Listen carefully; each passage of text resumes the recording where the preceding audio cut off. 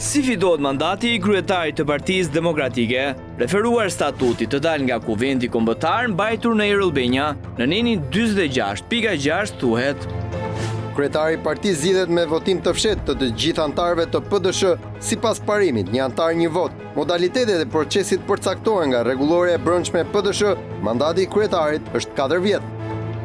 Në 23 maj 2026 do të mbahen zgjedhjet për kreun e PD-s, ku deri më tani zyrtarisht kandidaturën e ka shpallur zoti Berisha.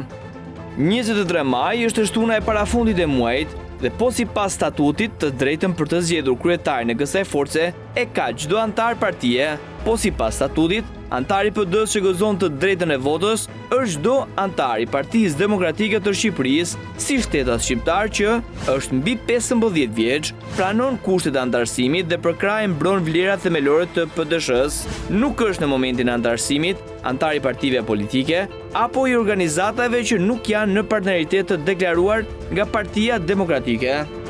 Konsiderohen antar të PD me të drejtë për të zgjedhur apo për të zgjedhur të gjithë ata që kanë bërë antarësimin e tyre individual dhe janë pranuar e regjistruar si antar jo më vonë se 6 muaj përpara datës së zgjedhjes, ku ai merr pjesë, kanë paguar kuotën vjetore të antarësisë në masën e caktuar me vendim të kryesisë së Partisë Demokratike. Ndaj tyre nuk është marrë masa disiplinore për jashtimit apo pezullimit nga partia apo nuk është dhënë dorëheqje. E në këtë kuadër ligjor, pyetja që mbetet është: a mundet zoti Ervin Saliani, ish deputet i Partisë Demokratike që sot të garoj për të zgjedhur apo për të zgjedh duke votuar për kryetarin e ri të Partisë Demokratike?